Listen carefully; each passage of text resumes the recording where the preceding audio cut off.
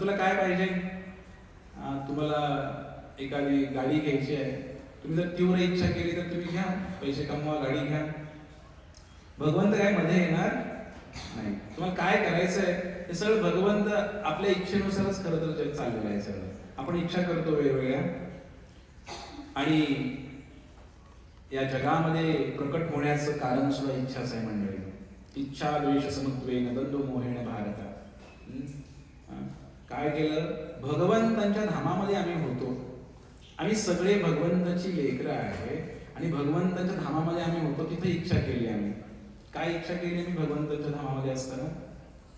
की भगवंत एवढे ऐश्वर्यशाली आहेत, भगवंत एवढे सगळं कंट्रोलर आहेत, मग मला का नको? मला पण थोडंसं पाहिजे. म्हणून थोडीशी इच्छा केली आणि थोडा द्वेष पण केला. कोणाशी? भगवंताशी द्वेष केला आम्ही, की मला सुद्धा थोडंसं भगवंतासारखं ऐश्वर्य मला बनता आलं तर बरं झालं असतं. थोडीशी इच्छा केली की मला पण पाहिजेच. भगवंताने विचार केला, ठीक आहे, मी काय करतो, तुला भगवंत तरी बनता येणार नाही, कारण भगवंत एकच आहे. एकला ईश्वर कृष्ण आर समभृत्य. भगवंत एकच आहे, त्याचं नाव कृष्ण आहे, पांडुरंग आहे. आपण सगळे त्यांचे दास आहोत. मग भगवंताने विचार केला, भगवंत तर मी एकटाच आहे, मग हा पण भगवंत बनू इच्छितो, याला पण थोडीशी ईर्ष्या झाली माझ्याशी. असं म्हटल्यानंतर भगवंतानी काय केलं? भगवंतानी छोटस एक खेळण्याचा सेट तयार केला. एक सेट तयार केला. असा कसा? जसं एखादा मुलगा, लहान मुलगा काय करतो, घरामध्ये आई चपात्या करते, भाजी बनवते, आणि एक मुलगा छोटासा रांगत रांगत येणार तिकडे, त्या पिठामध्ये हात घालणार, आणि मग आईला काही स्वयंपाकच करू देत नाही. कारण त्यालाही वाटतं की मी पण थोडंसं पीठ घ्यावं त्यातलं आणि चपाती बनवावी, थोडंसं काहीतरी करावं, भाजी करावी. आणि मग तो मुलगा, आई पाहते की याला सुद्धा करण्याची इच्छा आहे, पण करायचं काय? याला चपाती जमणार, आणि यांनी केली तर चपाती आपण खाणार, आपलं पोट भरणार नाही. म्हणून आई काय करते, गावामध्ये जेव्हा बाजार असतो त्या बाजारामधून किंवा यात्रेमधून एक छोटंसं खेळण्याचा सेट विकत घेते आहे. त्याच्यामध्ये प्लास्टिकचा गॅस आहे, शेगडी आहे, त्यामध्ये प्लास्टिकची भांडी आहेत छोटी छोटी, छोटंसं उलटण पण आहे, सगळं काही त्याच्यामध्ये आहे स्वयंपाक करण्यात लागणार. सिलेंडर सुद्धा आहे छोटासा प्लास्टिकचा. तुम्ही पाहिले भांडी कुंडी खेळला की लहानपणी? हे सगळं त्याच्यामध्ये आहे. आणि मग हे सगळं ते आई बाजारातून घेऊन येते आणि त्या मुलाला देते खेळायला. मुलाला इतका आनंद होतो, इतका आनंद होतो की सगळे ते भांडी कुंडी घेऊन तो घराच्या बाहेर अंगणामध्ये जातो आणि झाडाखाली तो भांडी कुंडीचा खेळ सुरू करतो. मग खेळ सुरू केल्यानंतर त्याच्यामध्ये तो काय करतो, थोडीशी माती घेतो, वाळूच्या ढेऱ्यात थोडीशी वाळू घेतो, झाडाची पानं तोडतो, थोडंसं पाणी घेतो, आणि सगळा जो खेळ आहे त्याच्यावरती ती प्लास्टिकची भांडी ठेवतो, त्यामध्ये माती भरतो, आणि काय बडबडत राहतो, आता आपण काय करूया, भात बनवूया. ओके, वाळूचे कण आणले आणि थोडासा भात बनवला. हा, आता काय झाडाची पानं आले, आपण भाजी पण करूया आपण छानपैकी. झाडाच्या पानाची भाजी करतो. तो गॅसला बटन सुद्धा ऑन करतो. तो गॅसचं बटन आहे ते ऑन करतो, आणि सिलेंडरचं सुद्धा ऑन करतो. सगळं काही व्यवस्थित चालू आहे. आणि तो गुणगुणतोय, आता मी भाजी केली, मी आता भात केला, आता मी खाणार, आता मी जेवणार, असा तो बडबडत आहे. आणि मग काय होतं, इतका 1 तास 2 तास त्याचा हा खेळ चालतो. अर्थातच त्याचे काही मित्रमंडळी पण आलेले असतात तिकडे.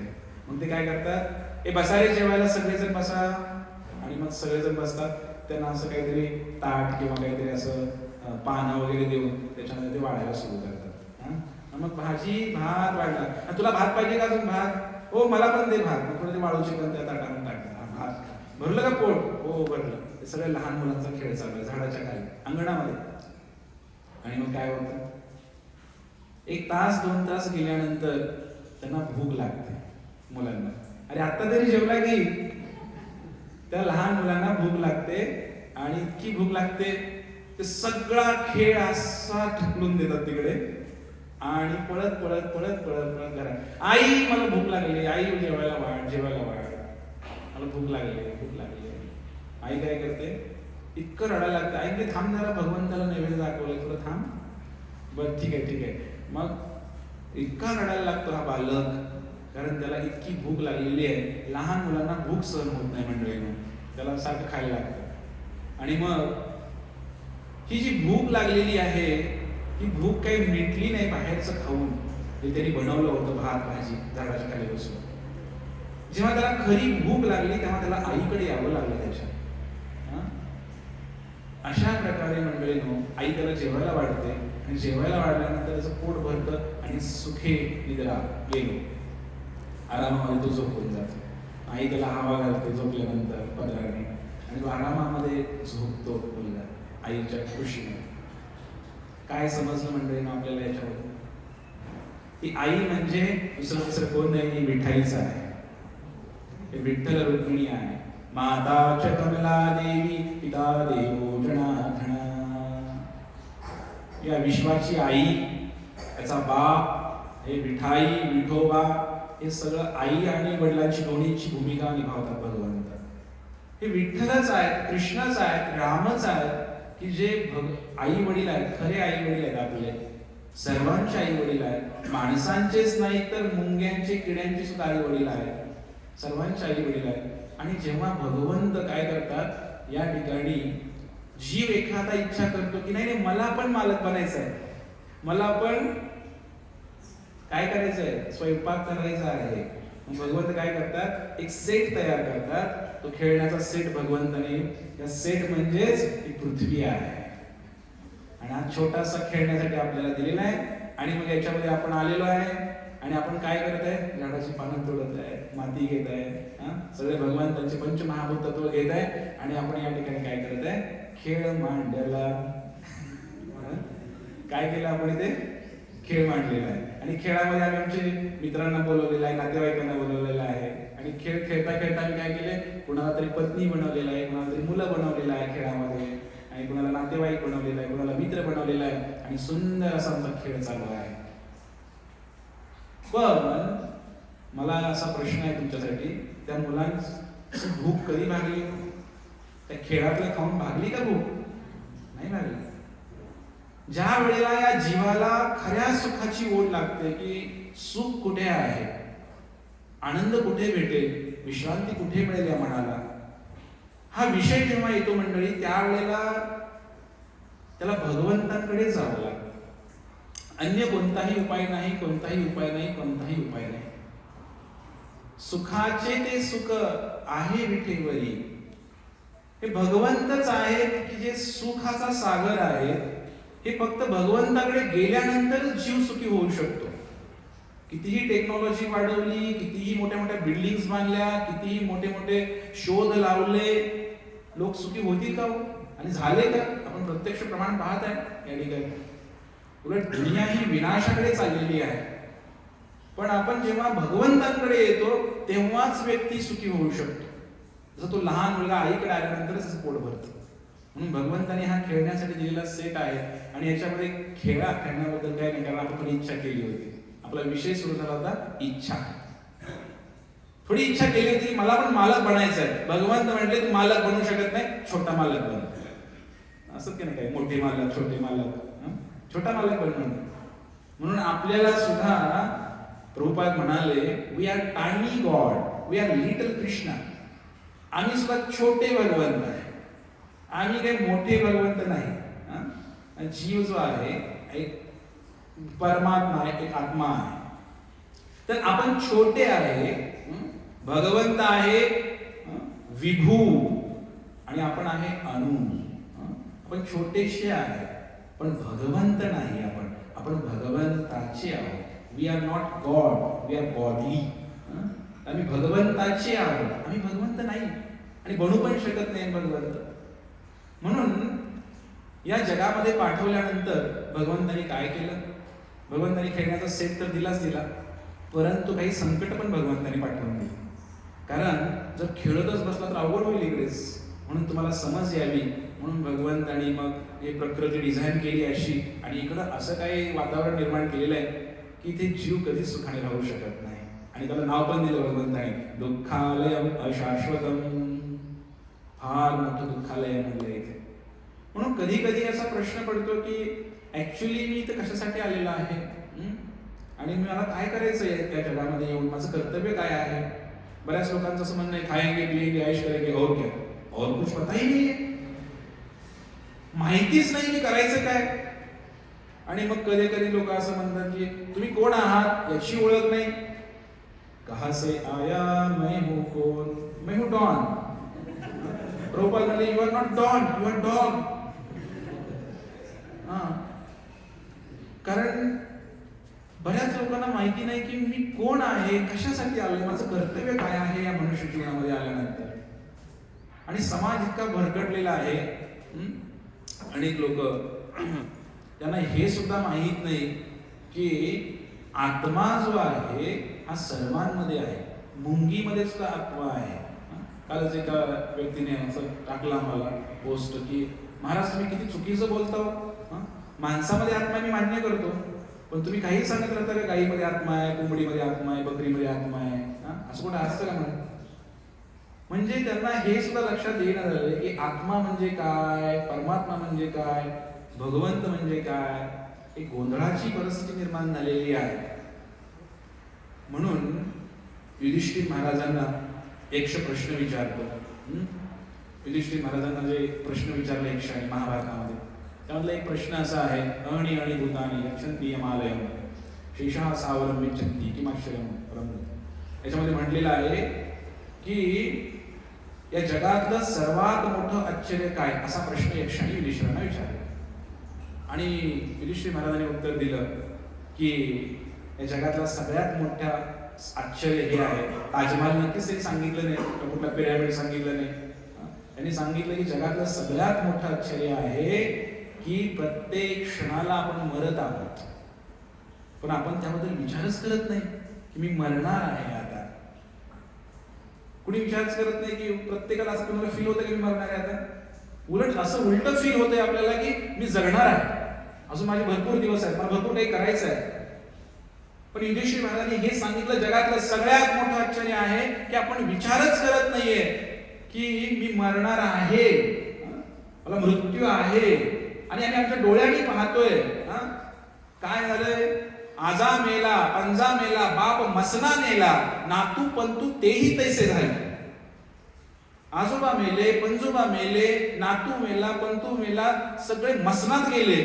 परंतु तरी सुद्धा आम्हाला असं जाणीव होत नाही, फील होत नाही की अरे मी पण मरणार आहे, एक दिवस मलाही मृत्यू येणार आहे. का अशी जाणीव का होत नाही. हीच भगवंताची माया आहे आणि हेच जगातला सगळ्यात मोठा आश्चर्य आहे. तुम्हाला एक मी प्रश्न विचारला की जगातला सगळ्यात मोठा आश्चर्य काय आहे, तुम्ही हेच उत्तर देऊ शकता. प्रत्येक जण दिवसेंदिवस मृत्यूकडे वाटचाल करत आहे, त्याची जाणीवच होत नाही आपल्याला की मरणार आहे.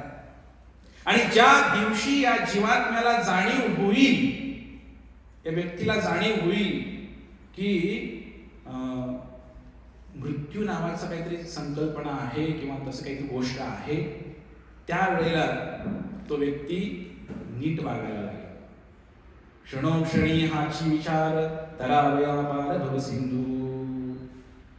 प्रत्येक क्षणाला हा विचार करावा लागेल की हा भवसागर कसा तरुण जाता येईल मला.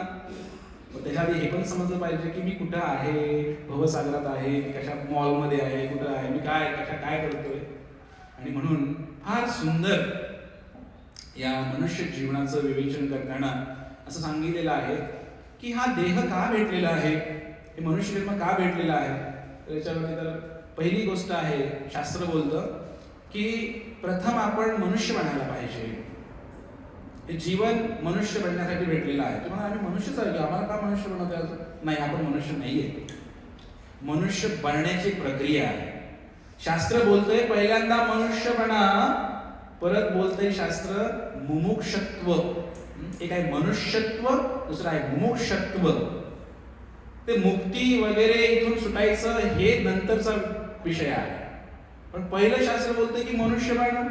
मनुष्य बना म्हणजे नेमकं काय हो, हाही प्रश्न आहे. बऱ्याच जणांना वाटू शकतं की आम्ही मनुष्य नाही का, आम्ही काय जनावर आहोत का, आम्हाला मनुष्य बनायला सांगता तुम्ही. हो, आपण जनावरच आहे. कसं आहे, शास्त्रामध्ये वर्णन आहे की जर आपण भगवंताचं भजन नसेल करत तर आपण द्विपाद पशु, 2 पायाचे प्राणी मांडलेले आहे भागवतामध्ये. त्याचं वर्णन आहे. आहार निद्रा भयमैथुनं च सामान्य एतत् पशुभिधमाण धर्मो हि तेषाम् अधिको विशेष धर्मेण हि न पशुभिः समान. महाभारतातील श्लोक येतो. काय म्हटलेलं याच्यामध्ये? आहार खातो आपण, निद्रा झोपतो, त्यानंतर भय म्हणजे आपण डिफेन्स सिस्टम तयार केलेली आहे संरक्षणासाठी, मैथून मुलंबाळ उत्पन्न करतो. मग काय म्हटलंय? अहो प्राण्यामध्ये सुद्धा आणि मनुष्यामध्ये सुद्धा सारखंच आहे की मग दोन्हीमध्ये? What is a speciality being a human being? तुम्ही मनुष्य आहात तर तुमचं विशेष काय आहे असा प्रश्न विचारला. आणि हा विशेष काय आहे म्हटल्यानंतर मग ते म्हणले धर्मो हि तेषाम् अधिको विशेष. हा एक गोष्ट आहे ती तुम्हाला प्राण्यापासून वेगळं करते. कोणती गोष्ट आहे? धर्म. धर्मेण हि न पशुभिः समान. मनुष्याच्या जीवनामधून धर्म नावाची व्याख्या काढून टाकली तर खाली फक्त प्राणी शिल्लक राहतात. द्विपाद पशु, 2 पायाचा प्राणी शिल्लक राहतो म्हटलेला आहे. आणि म्हणून मनुष्यासाठी वेगळं कर्तव्य सांगितलं. साखर घेतली, साखरेची गोडीच काढून टाका, त्याला साखर म्हणता येईल का? मीठ घ्या, मिठाचं खारटपणाच काढून टाका, त्याला मीठ म्हणता येईल का? नाही म्हणता येणार. मग जर मनुष्यामधला जर धर्म नावाची व्याख्या काढून टाकली, धर्मच काढून टाकला, खाली फक्त प्राणी शिल्लक राहतो. 2 पायाचा प्राणी शिल्लक राहतो. आपल्या किती पाय आहेत? 2 पाय आहेत. 2 पायाचा प्राणी शिल्लक राहतो. म्हणून मनुष्यासाठी धर्माचं कार्य करायला सांगितलेलं आहे मनुष्याला. इतर कार्य तर खायचं प्यायचं काय तुम्ही तुलना नाही करू शकत आहे. हत्तीची तुलना करून दाखवा बरं मग तुम्ही. आम्ही भरपूर खाऊ शकतो, मी 10 गुलाबजामुन खाऊ शकतो, मी 20 खाऊ शकतो, मी 10 चपात्या खाऊ शकतो, मी अख्खी थाळी खाऊ शकतो, महाराजा थाळी खाऊ शकतो, हे मी पैलवान आहे, अमुक तमुक तमुक. पण हत्तीची तुलना नाही करता येणार आपल्याला. हत्ती खायला लागला तर 1-1 टन गवत खातोय तेवढं. म्हणजे हत्तीने आम्हाला जेवणामध्ये मागं सोडलेला आहे. हो, मग आम्ही झोपू शकतो. आम्ही कॉलेजला असताना स्पर्धा लागायची मुलांची, कोण किती झोपतो, कोण किती झोपतो. सकाळी 7ला झोपला तर संध्याकाळी होऊन परत दुसऱ्या दिवशी 7 वाजता तरी उठणार नाही. पैस लावायचे. इतकं 2-2, 3-3 दिवस झोपणार. एक बिहारचा विद्यार्थी होता आमच्या कॉलेजमध्ये, तर तो 3 दिवस झोपून दाखवला तरी. 3 दिवस कंप्लीट. म्हणजे झोपण्याची. अहो पण या झोपण्यामध्ये सुद्धा तुम्हाला मागं सोडलेलं आहे अस्वलानी. अस्वल जर झोपला की 6-6 महिने उठत नाही. त्यामध्ये पण आमची काही प्रगती नाही. आम्ही तर स्वतःचा फार डंका पिटवतोय की आम्ही मनुष्य आहे, आम्ही असं आहे, आम्ही तसं आहे. बरं ठीक आहे, तिसरं घेऊया. भय, डिफेन्स सिस्टम. अहो किती जरी डिफेन्स सिस्टम केली तरी सुद्धा जेव्हा एखादी देश दुसऱ्या देशावर अटॅक करतोय त्यावेळेला काय परिस्थिती होते? कधी कधी तर मग ते चायनावर आणलेले काय कामच करत नाहीत. कधी कधी फुसकं पण निघू शकते. सांगण्याचा उद्देश हा होता मंडळीनो की डिफेन्स सिस्टम प्राण्यांची आपल्यापेक्षा बेहतर आहे. वाघाला नॅचरल नका आहेत, सिंहाला नका आहेत, आणि नॅचरल सिस्टम आहे त्यांच्याकडे. डिफेन्स सिस्टम आहे सगळ्यांकडे. इतकी सुंदर सिस्टम आहे, त्याचं वर्णन मी तर नाही करणार, डिटेलमध्ये जाणार नाही आपण. पण शेवटचं मैथून. आम्ही कधी कधी अभिमान होऊ शकतो की आम्ही मुलं बाळ उत्पन्न करू शकतो. आमचं बघा प्रजा किती आहे. वाघांची एवढी संख्या आहे का? नाही. कोणाची संख्या नाही म्हणे, आमची एवढी संख्या आहे. आम्ही 10 मुलं उत्पन्न करू शकतो, 15 मुलं उत्पन्न करू शकतो. थांबा थोडस. कबुतराला विचारा. कबूतर दिवसातून 350 वेळा मैथून करू शकतो. तिथंही मागं पडलो आम्ही. एवढं आपण नाही करू शकत आहे. म्हणजे प्राण्यांनी आम्हाला सर्वत्र हरवून टाकलेलं आहे. कुणी अभिमान करेल की मी ऑलिम्पिक मध्ये गेलो आणि मी इंग्लिशची खाडी पोहून गेलो. हो ठीक आहे, माशाची बरोबरी करू शकता. माशाबरोबर पोहण्याची स्पर्धा लावा तुम्ही. तिथेही आम्ही हारलो. म्हणजे सांगण्याचा उद्देश आहे मंडळीनो की सर्वत्र आम्हाला प्राण्यांनी हरवलेला आहे. आणि आम्ही तर डंका पिटतो की आम्ही माणसं आहे, आम्ही फार महान आहोत. मग अशी कोणती गोष्ट आहे की माणसाला महान बनवते? धर्मो हि तेषाम् अधिको विशेष. धर्म धर्म धर्म एकच गोष्ट आहे. जीवेर स्वरूप है कृष्णेर.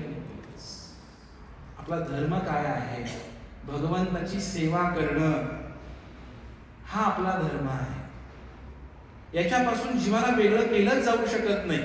प्रत्येकाच्या हृदयामध्ये भावना आहे. बघा तुम्ही चेक करा, प्रत्येकाच्या हृदयामध्ये भावना आहे.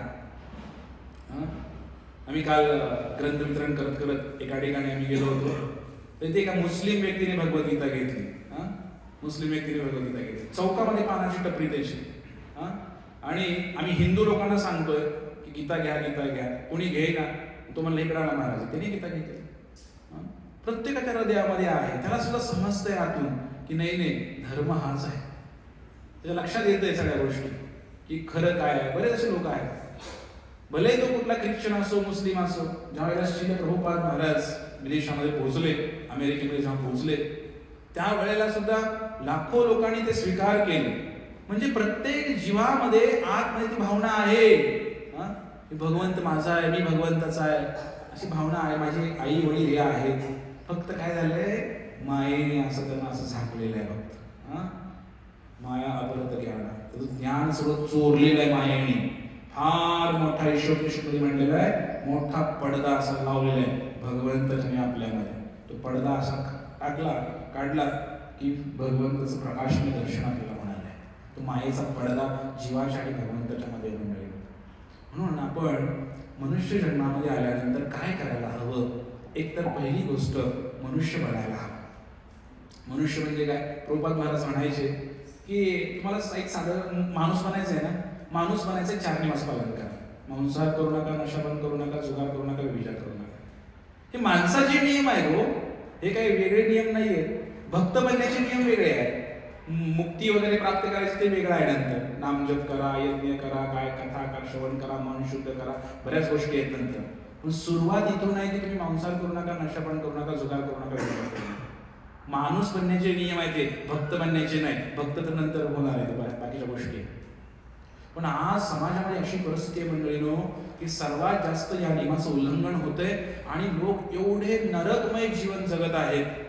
काल आमचं महूलमध्ये 28 प्रकारचे नरक भागवतामध्ये वर्णन आहे. त्याचं प्रवचन झालं आणि प्रवचन झाल्यानंतर एका व्यक्तीने प्रश्न विचारला, प्रभूजी हे जे आहे, हे जे जग आहे हे पण मला नरकासारखंच वाटतंय, पण हे नरकच आहे का?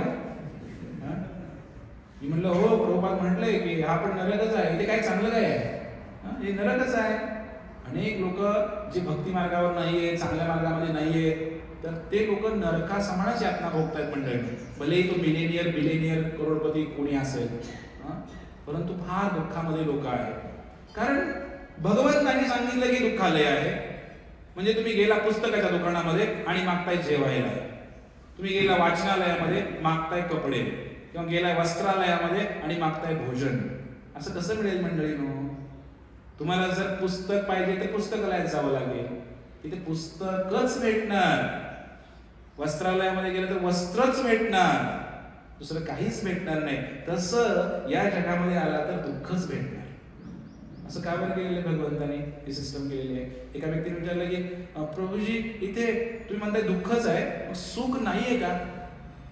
खरं तर या जगामध्ये सुख नावाचा कॉन्सेप्टच नाहीये. पहिली गोष्ट, ज्या सुखाची अनुभूती आम्ही करतोय ते काय आहे? मग आता आम्ही येत होतो रस्त्यावरून, तर रस्ता एकदम सुपर आहे, सिमेंट पासून बनलेला आहे, गाडी एकदम जोरदार चाललेली आहे. मग काय होतंय, तर एखादा रस्ता असा असतोय की याच्यामध्ये भरपूर खड्डे असतात. आणि काय होतं, थोडासा चांगला रस्ता येतो मध्येच, गाडीवाला लगेच म्हणतो आला हो चांगला रस्ता, पण लगेच खड्डा येतो. इतके खड्डे की चांगला रस्ता फार कमी आहे, खड्डेच भरपूर आहेत. मग अशा गोष्टीमध्ये काय होतं, थोडा चांगला रस्ता आला की छान रस्ता आहे, लगेच त्याला बरं वाटतं. पण लगेच परत दुःख होतं, रस्ता खराब आला की परत दुःख होतं. ऍक्च्युली इथे चांगला रस्ता नाहीच आहे, खड्ड्यात रस्ता आहे का रस्त्यात खड्डे? इथे असं आहे की खड्ड्यात रस्ता आहे, रस्त्यामध्ये खड्डे नाही. खड्ड्यामध्ये रस्ता आहे, थोडासा रस्ता आहे खड्ड्यामध्ये, तो आला की बरं वाटतंय, त्याला आपण सुख असं म्हणतो. आलं लक्षात तुमच्या? बरं. लग्नाच्या वेळेला सुख वाटतंय, बरोबर आहे की नाही? एखादा कार्यक्रम असेल आपल्या घरामध्ये, सुख वाटतंय.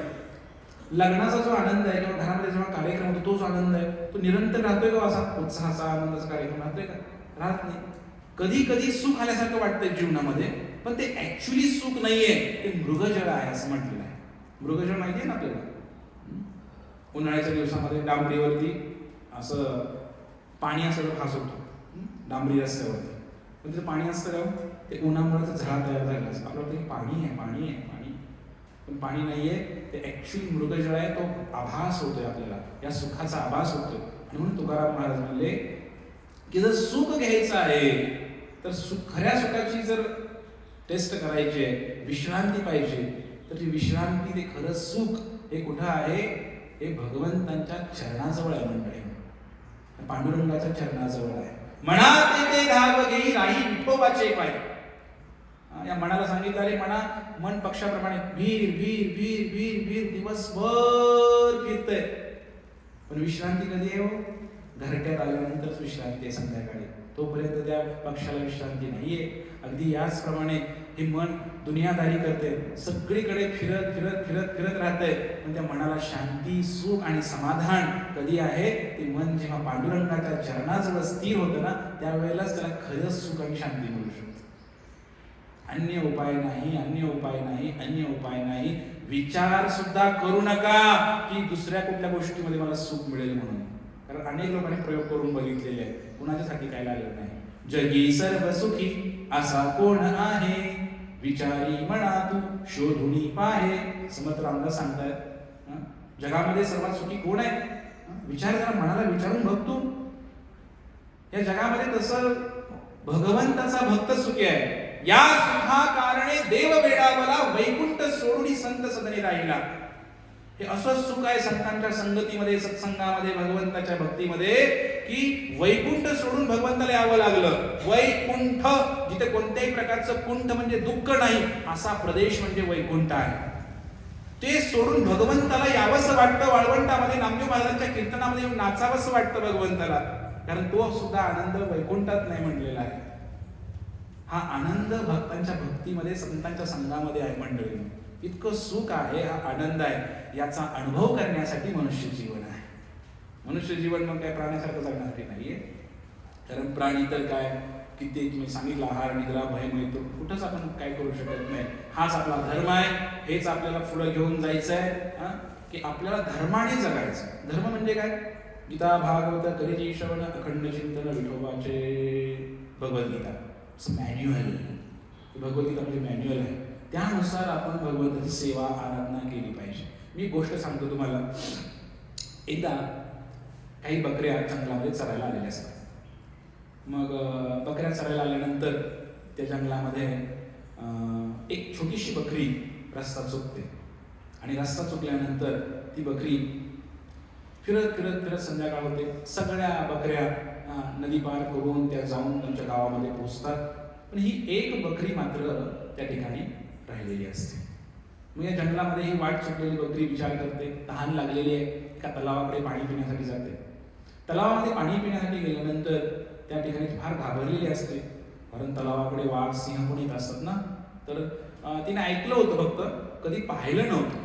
वाघ सिंह त्या बकरीने पाहिला. छोटी बकरी होती, तिने कधीच पाहिलं नव्हतं, पण तिने गोष्ट ऐकली होती, छान छान गोष्टी ऐकल्या होत्या.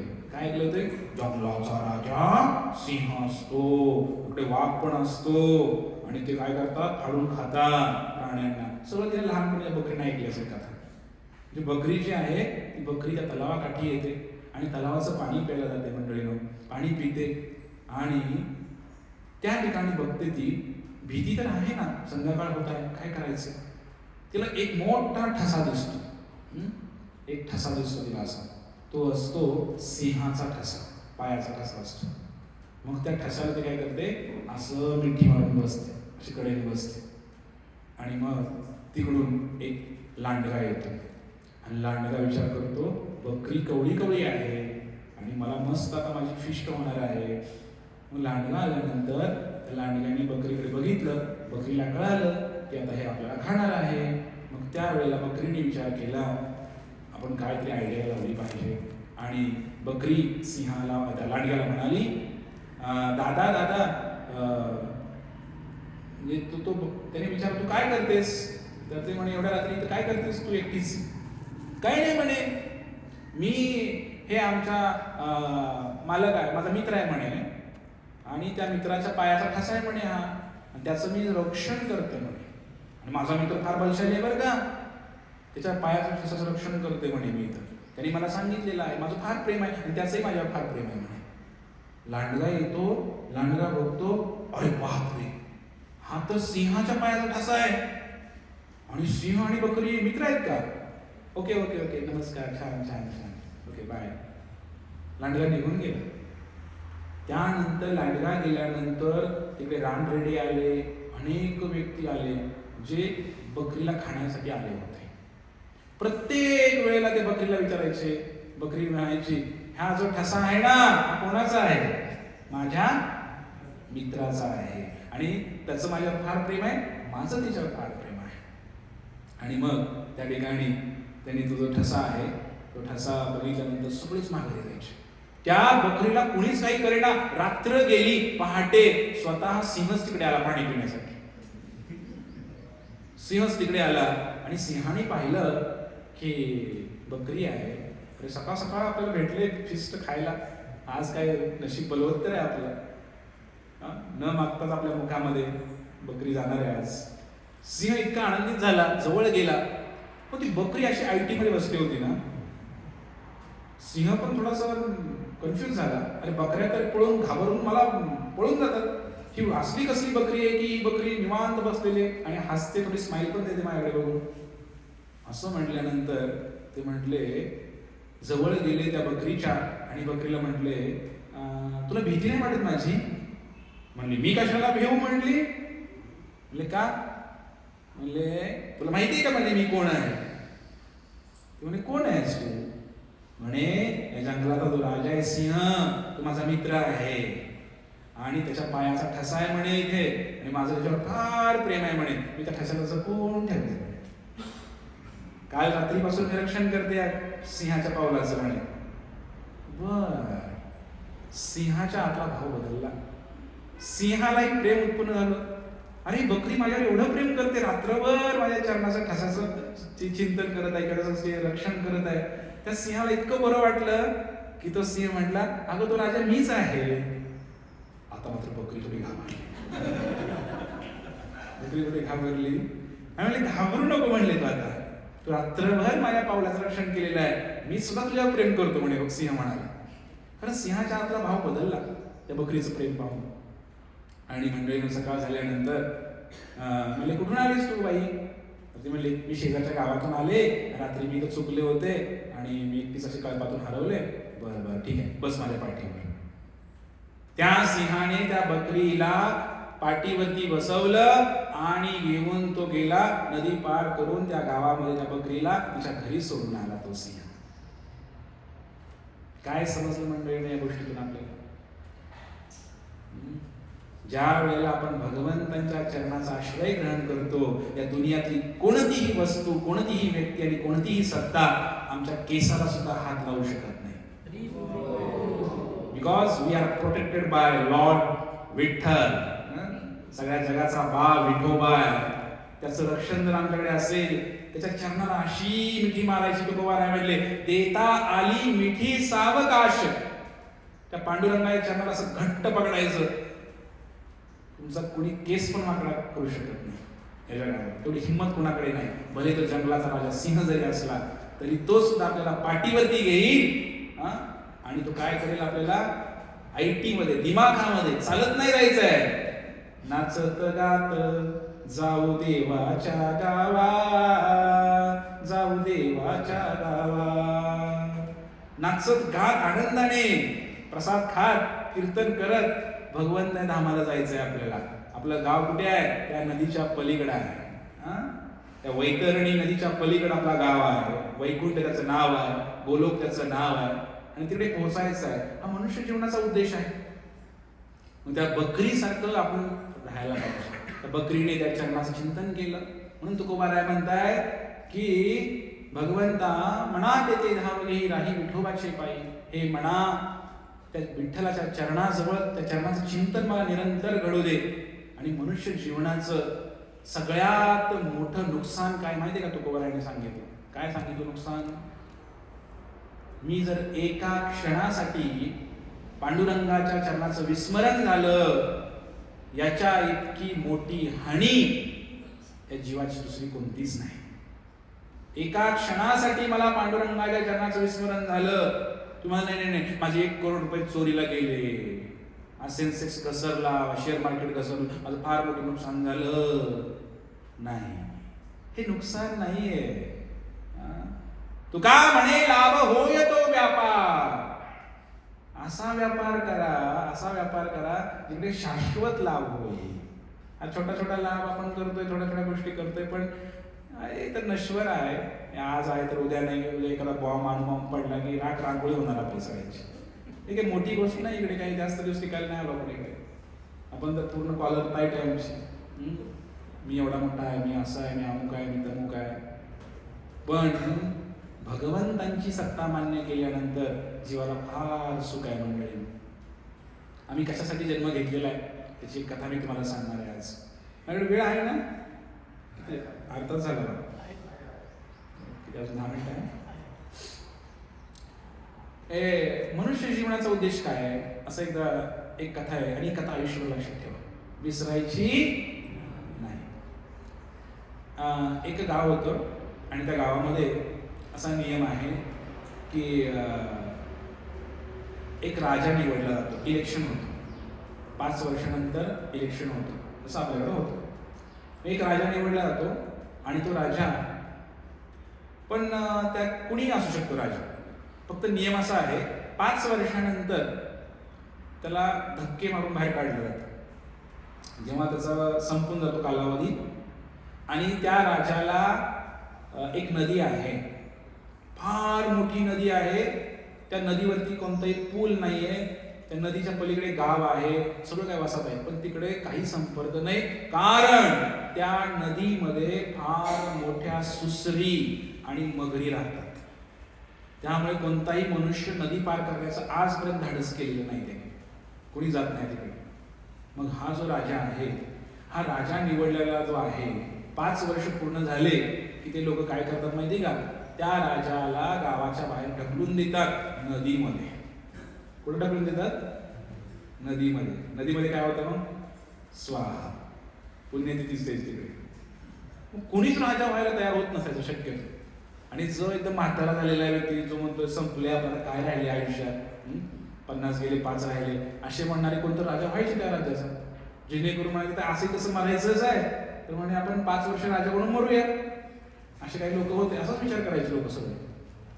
मग 1 वर्षी इलेक्शन लागलं आणि त्या इलेक्शन मध्ये कोणीच राजा बनायला तयार नाही, गावातलं पण नाही, आसपासचं पण नाही. मग त्यामध्ये एक वाटसरू फिरत फिरत आला होता तिकडे, आणि त्या वाटसरूने काय केलं, त्या ठिकाणी त्या जंगलामध्ये आल्यानंतर, गावामध्ये आल्यानंतर त्याने ती बातमी ऐकली की इलेक्शन लागलेलं आहे आणि 5 वर्षासाठी राजा बनवलं जाईल.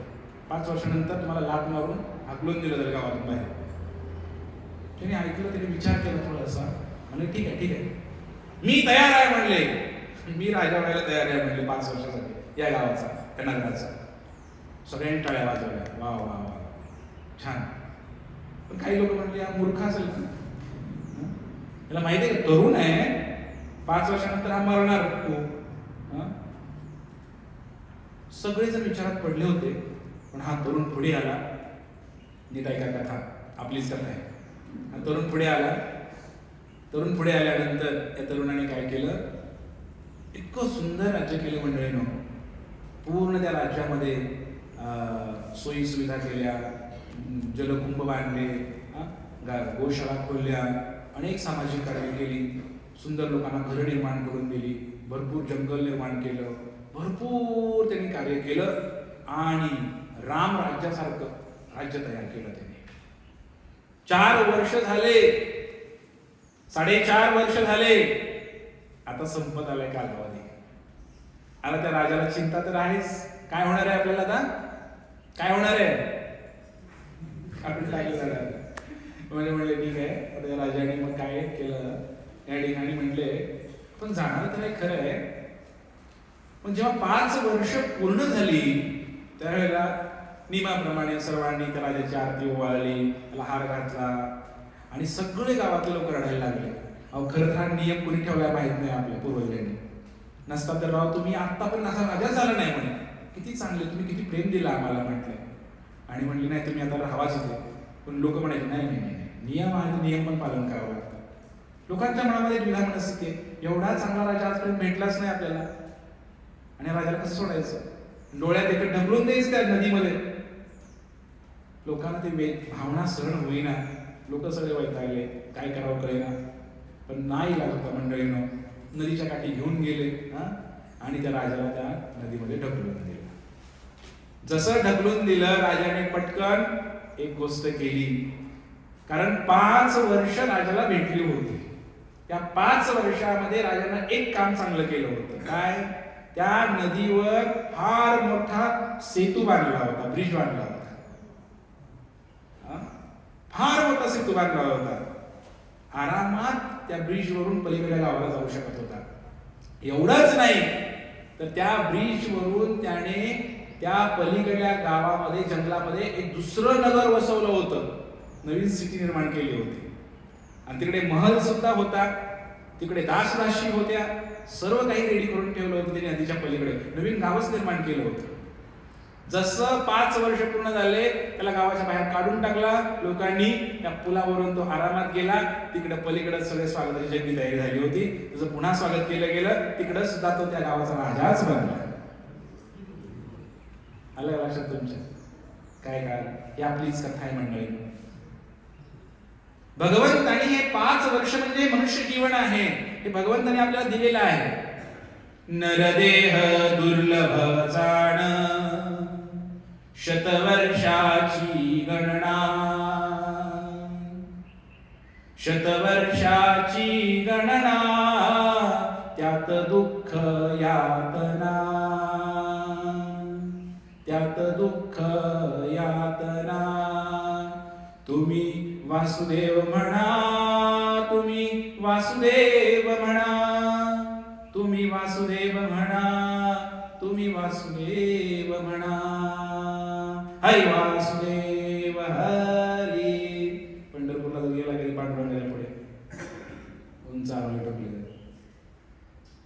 हा नरदेह दुर्लभ जाण, शतवर्षाची गणना. 100 वर्षाचं आयुष्य मिळालेलं आहे. आजकाल 100 तरी कोण जगतो? ऍव्हरेज लाईफ स्पॅन किती झालंय? 60-70 मध्ये लोक चाललेत. शुगर, बीपी, थायरॉइड चाललेत की नाही? 100 वर्ष आपण जगत नाही मंडळींनो. काय एवढा अहंभाव घेऊन आम्ही बसलेलो आहे. त्यातही दुःख यातना. शतवर्षाची गणना, त्यात दुःख यातना. त्यात आणि दुःख यातना ही समस्या, सगळ्या शारीरिक व्याधी आहे. आणि मग काय म्हटलंय? तुम्ही वासुदेव वासुदेव म्हणा. त्या वासुदेवाचं, वसुदेवांचा पुत्र वासुदेव, त्याचं चिंतन करा, त्याचं नामस्मरण करा, त्याचं भजन करा, असा आदेश संतांनी आपल्याला दिलेला आहे. मग त्याची 5 वर्ष त्या राजाला दिले होते राज्य करण्यासाठी. तसं हे मनुष्य जीवन आपल्याला भेटलेलं आहे. जे काय असेल 60-70 वर्षाचं, 80 वर्षाचं, त्याच्यामध्ये काय करायचं आहे? सगळी चांगली चांगली कामं करायची. हे राज्य चांगलं निर्माण करायचंय, मुलाबाळांना भक्त बनवायचंय, दान धर्म करायचंय, मंदिरं बांधायची आहे, दिंडीला जायचंय, एकादशी करायची आहे, हे सगळं करायचंय. आणि हे जेव्हा तुम्ही करणार, भजन भक्ती करणार, म्हणजेच तो भक्तीचा पूल बांधायचा आहे. तो पूल बांधायचा आहे जन्मामध्ये. जर पूल नाही बांधला, मगरी आणि सुसरी, काळरूपी मगरी आणि सुसरी तुम्हाला खाऊन टाकते. आणि ह्या पुलावरून चालत पलीकडे जायचंय. आणि पलीकडे काय आहे? जाऊ देवाची या गावा, देव देईल विसावा. जाऊ देवाची या गावा. त्या नदीच्या पलीकडं एक गाव आहे, आपल्या विठोबाचं गाव आहे. तो सगळ्यांचा गाव आहे. तुमचा गाव, माझा गाव, विठोबाचं गाव, सगळ्यांचं गाव एकच आहे. भगवंत राधा कृष्ण आपली वाट बघत बसलेले आहेत तिकडे. कधी येणार माझं लेकरू? संसारामध्ये अडकलेलं आहे. प्लॅस्टिकची खेळणी भांडी घेऊन गेले, खेळत बसले तिकडेच. तिकडेच माझं सोन्या, माझं लेकरू म्हणून तिकडेच सगळं माझी प्रॉपर्टी करत बसले सगळे तिकडेच. आणि हे विठोबा, राधा कृष्ण आमची वाट बघतायत. हे खरे आई वडील आमची वाट बघतायत तिकडे. माझं लेकरू आता तरी येईल ना हो, आता तरी येईल का? नाही, लेकरू अडकले. तर आता एक डबल PhD, ट्रिपल PhD काय काय करत बसले तिकडेच. त्याला इतका अभिमान झालाय की मी ऑक्सफोर्ड मधनं पास आउट आहे. त्याला काय काय अभिमान झाले, त्याला काय काय झालेलं आहे. आणि भगवंताला फार वाईट वाटतं. जसं एखाद्या आईला आपलं लेकरू घरी येणं म्हणजे किती दुःख होतं, तसं ते भगवंताला फार दुःख होतं की माझं लेकरू कधी येणार, कधी येणार, कधी येणार. या जगामध्ये आपल्यावर सर्वात जास्त प्रेम कुणाचं आहे तर या भगवंताचं आहे. भ्रमामध्ये राहू नका, कुणाचंच प्रेम नाही या जगामध्ये आपल्यावरती. म्हणून तुकाराम म्हणले, काय म्हणले, कृष्ण माझी माता, कृष्ण माझा पिता, बहीण बंधू सखा चुलता. जे कोणी नाती सगळं जे काय हे कृष्णच आहे म्हणे माझं. कारण त्यांच्या इतकं प्रेम आपल्यावर कोणी करू शकत नाही. ते भगवंत वाट बघत बसलेले आहेत, महल सजवलेला आहे तुमच्यासाठी भगवंतांनी. वैकुंठामध्ये आपल्यासाठी घर बांधून ठेवलेलं आहे भगवंतांनी. तुमची वाटच बघत आहेत सगळे. ब्रह्माजी सुद्धा हार घेऊन उभा राहिलेले आहेत ब्रह्मलोकामध्ये स्वागत करण्यासाठी. हा जीव येणार, त्याला हार घालायचा, सगळं 14 लोकातून बाहेर पडणार, ती नदी पार करून, ब्रह्मज्योती पार करून वैकुंठामध्ये प्रवेश करायचा आहे. इकडे सगळे स्वागताला जय तयारी सुरू केलेली आहे आपली. कधी जर तुम्ही हा भक्तीचा मार्ग स्वीकारला तर. हा भक्तीचा मार्ग आहे, हा भक्ती मार्ग स्वीकार करायचा आहे, या जन्मामध्ये करायचा आहे. आम्हाला या कथेत आम्हाला शिकायला भेटलं की या जन्मामध्ये आम्हाला भक्तीचा पूल बांधायचा म्हणजे. आणि पूल पण भक्कम पाहिजे बरं का. आजकाल असं काही गव्हर्नमेंटने पूल बांधला दिल्लीमध्ये, सरकारने, तो पूल उद्घाटनाच्या दिवशीच कोसळला. असं होऊ नये. तर मृत्यू येणार आणि मृत्यू आल्यानंतर आपण त्या पुलावर चढणार आणि पूल मध्येच कोल्यान झाला तर मगरी खाऊन टाकतील आपल्याला. याचा अर्थ काय, योग्य गुरु शिष्य परंपरेमध्ये या म्हणजे भक्कम पूल बनेल. नाही तर कुठलं तर मम्मी आम्हा भगवान काहीतरी कोणतरी नवीन बनायला असेल त्याच्याकडे गेला की मग तुमचा पूल तिथंच मगरी सुसरी खाऊन टाकतील तुम्हाला सगळं.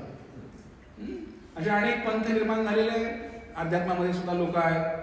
हे हरे कृष्ण आंदोलन काय आहे, 50 वर्ष होऊन गेले, प्रभुपाद महाराज होऊन गेले. फक्त एक टाळ आणि एक गीता भागवत घेऊन अमेरिकेला गेले होते. अनेक संस्था आहेत, अनेक महाराज लोक आहेत.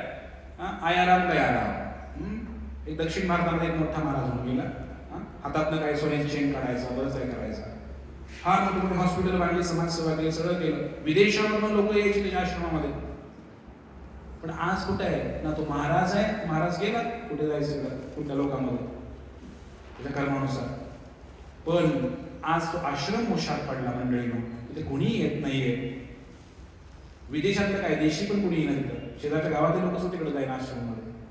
कारण चमत्कार संपला, नमस्कार संपला. जोपर्यंत चमत्कार आहे तोपर्यंत नमस्कार आहे. असे अनेक पंथ उदयाला आलेले आहेत, तथाकथित संप्रदाय उदयाला आलेले आहेत. मग त्या मार्गामध्ये काय आहे, महाराज गेले की सगळं मार्ग बंद पडतं, संस्था बंद पडते, सगळं बंद पडतं. एकमेव अशी संस्था आहे जगाच्या पाठीवर राज्य करते, ही जे हरे कृष्ण आंदोलन आहे, हे प्रभुपाद महाराजांनी उभा केलं. तर प्रभुपाद महाराज जाऊन किती वर्ष झाले, आज 50 वर्ष होऊन गेले, पण ही संस्था वाढतच आहे, वाढतच आहे, वाढतच आहे. आणि जगातली सर्वात मोठी संस्था म्हणून आजही नावाला आहे. ही त्या प्रभुपाद महाराजांची शुद्धता आहे. प्रभुपाद महाराज अमेरिकेमध्ये पोहोचले तेव्हा ते काही फार सुंदर नव्हते दिसायला. 70 वर्षाचा म्हातारा व्यक्ती, त्यांचा आवाज काय असा काय लता मंगेशकर सारखा गोड नव्हता, पण त्या आवाजामध्ये शुद्धता होती, त्या वागण्या आचरणामध्ये शुद्धता होती. ती भावली तिथल्या तरुण लोकांना. आणि असं एक आंदोलन उभा राहिलं मंडळीनो, या हृदयीचे त्या हृदयी. आडात नाही तर पोह्यात कुठे येणार, मराठीमध्ये म्हणतात. प्रभुपादांकडे शुद्धता होती म्हणून प्रभुपादांच्या शुद्धतेनं ते लोक भक्त बनले. आणि इतके भक्त बनले, एकाला चिटकून एक, एकाला चिटकून एक, मॅग्नेटिक फील्ड सारखं वाढत गेलं, वाढत गेलं, वाढत गेलं. आज या हरे कृष्ण आंदोलनाचे जगामध्ये जवळपास 3,500 मंदिर आहेत. एकट्या भारतामध्ये जवळजवळ 750 अराउंड मंदिर आहे या हरे कृष्ण आंदोलनाचे. म्हणजे विचार करा. आणि आज साताऱ्यामधल्या मंदिरामध्ये पहाटे 4:30 वाजता शंख वाजणार, मंगल आरतीचा पडदा उघडणार, आरतीचा काकड आरती, मंगल आरती म्हणतो आपण त्याला. बरोबर 4:30 वाजताच मग ते आफ्रिकेमधलं अमेझॉनच्या खोऱ्यातलं जरी मंदिर असलं काय, किंवा अंटार्क्टिका खंडावर जरी असलं काय, किंवा अमेरिकेमध्ये असलं काय, किंवा चीनमध्ये असलं काय, जगाच्या कुठल्याही कोपऱ्यामध्ये असू द्या, 4:30 वाजता शंख वाजणार. एवढं नियम, एवढं सगळं सिस्टमॅटिक बनवायला शुद्धता लागते. या हृदयीचे त्या हृदयी इंटिमेट रिलेशनशिप आहे, हे शुद्धतेचा भाग आहे. आणि हरे कृष्ण भक्त वेगळेच आहेत. हो जरा चहा पीत नाहीत, कांदा खात नाहीत, लसूण खात नाहीत, हे खात नाहीत, ते खात नाही, बाकीचं नियमाचं भरपूर पालन करतात. बघा साधारण व्यक्ती जो आहे हरे कृष्ण आहे ते लगेच ओळखायला येते, गळ्यामध्ये माळ आहे तर त्यांची दीक्षा झालेली आहे, म्हणजे 100% हा व्यक्ती हरे कृष्णामध्ये आलेले व्यक्ती. तुम्ही त्याला एखादी सिगारेट वाढायला सांगा आणि त्याला सांगा मी तुला 1 करोड रुपये देतो, 10 करोड दिले तर तो सिगारेट वाढणार नाही. असले पक्के लोक बनवले प्रभुपादांनी. हे आहे संप्रदायाची ताकद, ही आहे गुरु शिष्य परंपरेच्या शुद्धतेची ताकद. म्हणून म्हणले तथाकथित अनेक लोक उदयाला आलेले आहेत आध्यात्मिक जगामध्ये सुद्धा. म्हणजे हे हरे कृष्ण आंदोलन आहे, हरे कृष्ण आंदोलन साधारण आंदोलन नाहीये. आणि प्रभुपादांनी तशी भविष्यवाणी सुद्धा केली होती. काय भविष्यवाणी केली प्रभुपादांनी? एक वेळ अशी येईल की या जगामध्ये हे जे काय लोक आहेत कुत्र्या मांजरासारखं भांडतायत, गाझापट्टीसाठी भांडतायत. कुठला देश जिंकून घेतला मग त्यांनी? व्हेनेझुएला. तेलाच्या खाणी पाहिजे तुम्हाला.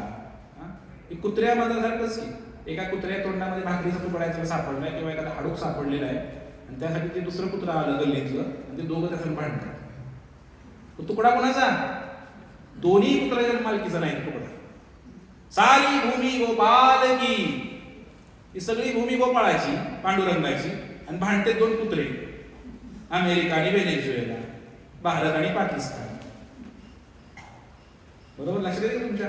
सारी भूमी गोपाल की भगवंताची भूमी आहे. आमचं काय, आम्ही सातबाऱ्यावर नाव लावून घेतले फक्त. भगवंताची आहे सगळी भूमी, पण तेवढ्यासाठी आम्ही भांडणं करतो कुत्र्या मांजरासारखं. यासाठी मनुष्य जीवन नाही मंडळीनो. मनुष्य जीवनाचा उद्देश फार मोठा आहे, फार मोठा आहे. असं कुत्र्या मांजरासारखी भांडण्यासाठी मनुष्य जीवन नाहीये. आणि हे लोक आता काय देशादेशामध्ये भांडणं करायला लागले, इतके भांडणं करायला लागले की आता विनाशाची वेळ येते की असं वाटते कधी कधी. इतकं भयानक परिस्थिती चालू आहे जगामध्ये.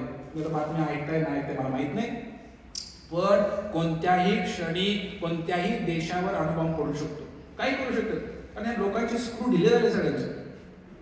हे ट्रम्प वगैरे हे माणसं म्हणायच्या लायकीचे नाहीत, हे राक्षस आहे. श्री ईशोपनिषदमध्ये प्रभुपादांनी स्पष्ट लिहिलंय, हे राक्षसी वृत्तीचे आहेत. असूर्यते नाम लोका, हे असुर लोक आहेत सगळे.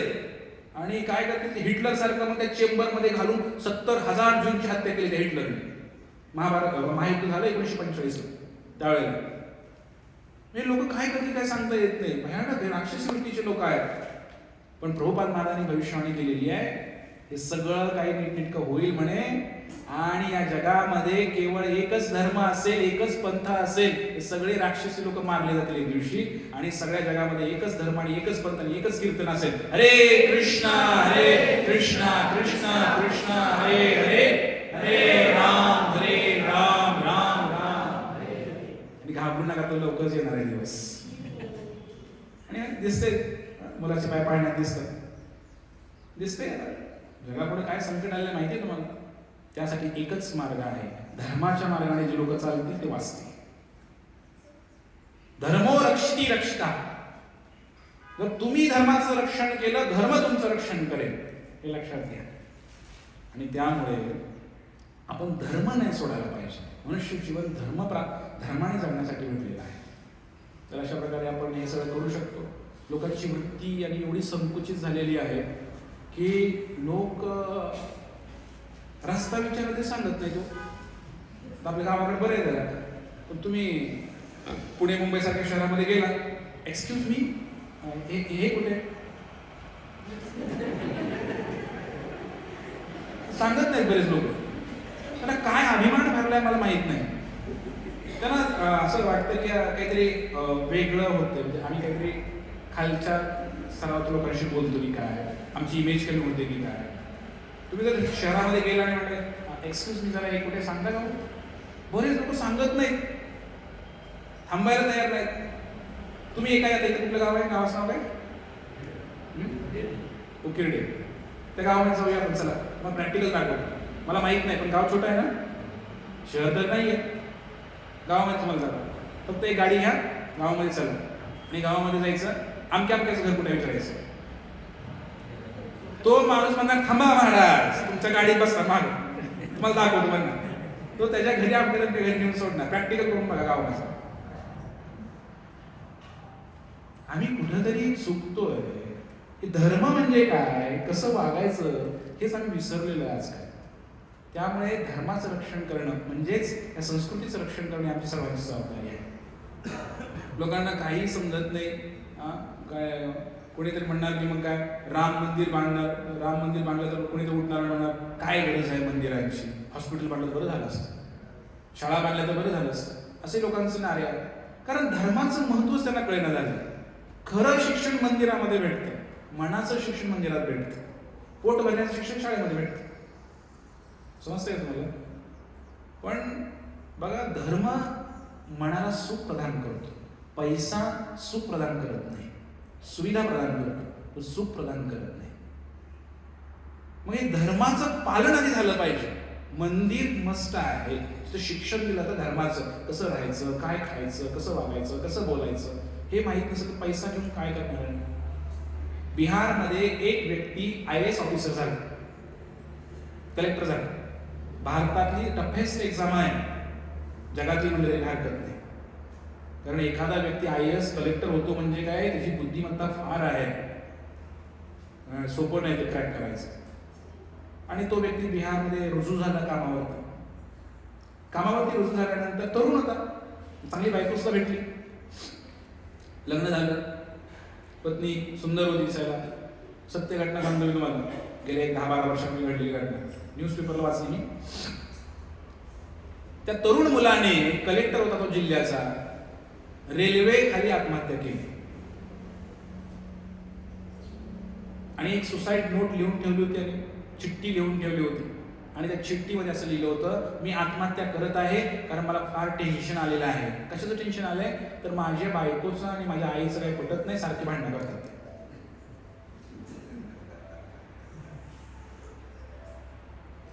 विषय सिंपल आहे.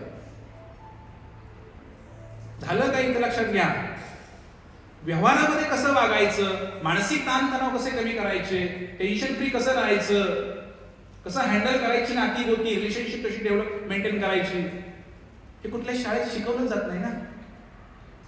त्याचा बुद्ध्यांक चांगला होता, त्याच्या आधारे तो कलेक्टर झाला, पण त्याला हे दैनंदिन जीवनामध्ये कसं पुढे जायचं, मन कसं सुखी राहील, हे शिक्षण त्याला भेटलं नाही. घरामध्ये पण काही दुर्दैवानं भेटलं नाही, शाळेमध्ये तर भेटलंच नाही.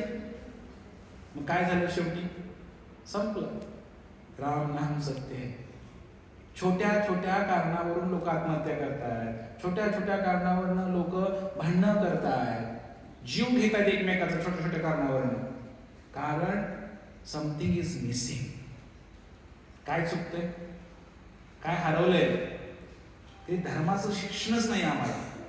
धर्म काय, असे काही राजे होऊन गेले, त्यांची साल्ट सोलून काढली, डोळे काढले, पण तरी सुद्धा त्यांनी धर्म नाही बदलला.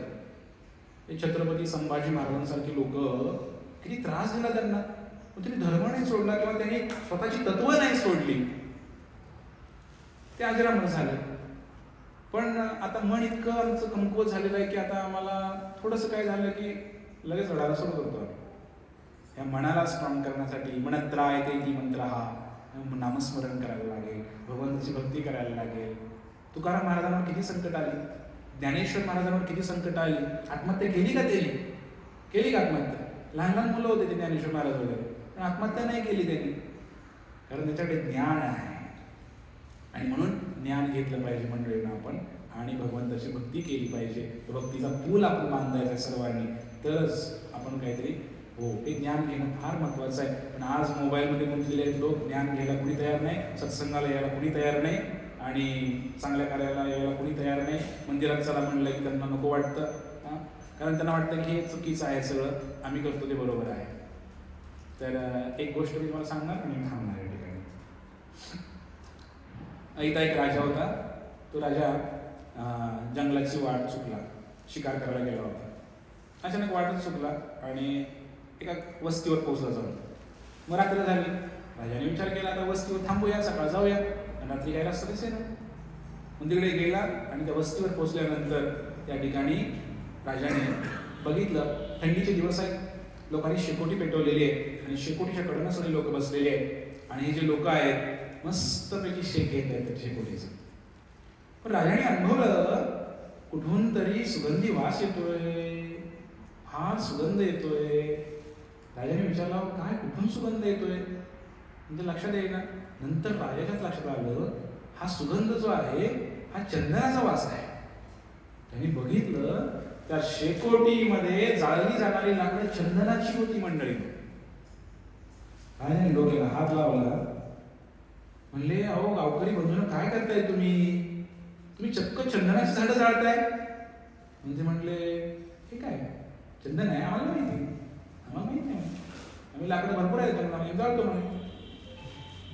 मग त्या राजाने त्यांना समजावून सांगितलं गावकऱ्यांनो अरे याला चंदन म्हणतात आणि चंदन इतकं बहुमूल्य आहे, तुम्ही जर मला हे चंदन विकलं आमच्या राज्यामध्ये आणून दिलं तुम्हाला मी करोडो रुपये देऊ शकतो.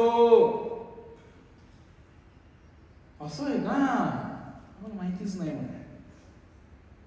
मंडळीनं असंच आहे. मग त्या लोकांना त्याची किंमत माहित नव्हती की चंदनाचं लाकूड आहे, वास येतोय, ते जाळून त्याचे शेकोटीमध्ये जाळतात. इथं आम्हाला भगवंताला उन्हाळ्यात लाभाय चंदन मिळालं ओरिजिनल, ते शेकोटीमध्ये जाळायला लागले चंदन. आपली सुद्धा अशीच काही करत असू शकते मंडळी.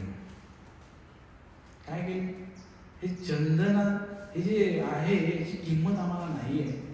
मनुष्य जीवन चंदनासारखं आहे, याची किंमत नाही कारण ज्ञान नाही आम्हाला. थोडक्यात या मनुष्य जीवनाचं ज्ञानच आम्हाला नाही. जसं त्या गावकऱ्यांना चंदनाची ओळखच नाही, ते ज्ञानच नाही म्हणून ते जाळायला लागलं. तसं मनुष्य जीवनाचं ज्ञान जर आपल्याला झालं, कशासाठी हा देह भेटला आणि काय केलं पाहिजे हे जर समजलं, त्या चंदनाचा म्हणजे त्या मनुष्य देहाचा वापर कुठं करायचा हे जर एकदा क्लिक झालं मंडळीनो, मग ते पूर्ण ज्ञान झालं आपल्याला. पण लोकांना हे माहीत नाही सध्या की मनुष्य जीवनातून करायचं काय. म्हणून लोकांनी एकच नारा ठेवलाय, मृत्यूनंतर काय माहीत नाही. भस्मीभूतस्य देहस्य पुनरागमन काही माहीत नाही. पुनरागमन होणार की नाही आमचं आम्हाला काही माहीत नाही, पुनर्जन्म काय माहीत नाही. असं एक ऋषी म्हणून गेला 4 नावाचा, ऋणं कृतं कृतं पिबे, कर्ज काढा म्हणे, कर्ज काढा आणि तूप आणा, कर्ज काढून तूप आणा आणि तूप प्या, असा तो ऋषी म्हणाला 4 नावाचा. कारण पुनर्जन्म कोणी पाहिलेला आहे, पुढचं कोणी पाहिलेलं आहे. भरपूर मजा मारा, ऋण काढून सण करा, साजरा, तूप प्या, कारण पुढचं कोणी काही सांगितलेलं नाही. खाएंगे पिएंगे ऐश करेंगे, यमराज के डंडे पडेंगे तब समझ में आए. कारण गीता भागवत वाचलं नाही ना, त्यामुळे असं होतंय. म्हणून आपण सर्वांनी ज्ञान पहिले ज्ञानी बनायला हवं. ज्ञानाच्या मार्गातून हा भक्ती मार्ग पुढे जायला हवा. तर हे ज्ञान घ्यायला हवं. प्रभुपाद महाराजांची विशेष कृपा आहे. या जगामधला एकमेव व्यक्ती असा आहे ज्यांनी इतकं लिखाण केलेलं आहे, एवढी पानं लिखाण केलेलं आहे स्वतःच्या हाताने की पूर्ण मनुष्य जन्म जरी गेला आपला तर वाचून होणार नाही आपल्याकडनं. एवढं लिहून ठेवलेलं आहे. किती ग्रंथ लिहिले, 70-80 ग्रंथ लिहिले. प्रभुपादांची इच्छा होती रामायण आणि महाभारतावर टीका लिहायची, पण वेळच नव्हता प्रभुपादांकडे. इतकं लिहिलेलं आहे. ते जर वाचलं, हे जर ज्ञान घेतलं तर जीवन सफल आहे. पण आपण बरेच लोक न्यूजपेपर वाचतात, मोबाईलमध्ये वाचतात, सगळं वाचतात. पण खरं ज्ञान हे आहे. हे ज्ञान आपल्याला कालच मी पाहिलं की विजेचा शोध कोणी लावला, एडिसन. बल्ब पासून ते प्रयोग केले, ज्याने 100 प्रयोग केले, 1000 प्रयोग केले, काय म्हणतात ते बल्ब शोध लावला. लाईट असं चमकायला लागलं. तांब्याची तार, ती प्लेट, ती तार जोडून देण्याचा प्रयोग केला आणि सक्सेस झाला. तर एडिसननी त्याच्या आत्मकथनामध्ये लिहिलेलं आहे की विजेचा शोध मी एवढे 1000 प्रयोग केले, मला काही जमलं नाही, मी वैतागलो होतो. तेव्हा एक उपनिषद त्याच्या हातामध्ये लागलं. त्या उपनिषदामध्ये स्पष्टपणे लिहिलेलं होतं, एक तांब्याचं पत्रा घ्या, त्याला असं जोडा, त्याला हे असं कनेक्शन द्या, आणि मी त्या पद्धतीनं केलं म्हणे. तेव्हा तो प्रयोग यशस्वी झाला आणि लाईट लागली म्हणे. नक्कीच एडिसनला याचं श्रेय जातं, त्याचा काही विषय नाही. पण उपनिषदामध्ये याचं वर्णन आहे की बल्ब कसा तयार करायचा. म्हणजे तुम्हाला भौतिकदृष्ट्या जरी सुखी व्हायचं असेल ना, तरी सुद्धा शास्त्र मदत करते तुम्हाला. ज्ञानेश्वरी उघडा, पाण्यापासून वीज कशी निर्माण करायची त्यात वर्णन आहे. म्हणजे बऱ्याच गोष्टी आपल्याकडे आहेत, पण ही दुनियाने असं केलेलं आहे. अणुबॉम्ब कसा बनवायचा असे वर्णन आपल्याकडे आहे, पण नियम पण आहे. एक उदाहरण देतो मी, दुनियामध्ये कुठे चालली सध्या. अणुबॉम्ब कसं तयार करायचं हे आपल्या वेदामध्ये वर्णन आहे, अणुबॉम्ब कसं तयार करायचं. पण नियम पण घातलेले आहेत त्याला. काय नियम घातलेले आहेत? मंत्र आहेत, बऱ्याचशा गोष्टी आहेत की तुम्ही त्याचा दुरुपयोग करू शकत नाही.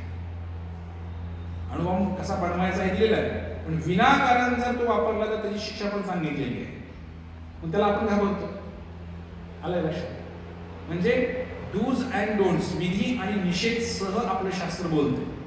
पण हे बाहेर जे लोक आहेत, ज्यांनी अणुबॉम्ब तयार केला हे डोकं लावून, त्यांच्याकडे विधी निषेध नाहीये. सटकले की मग द्या टाकून.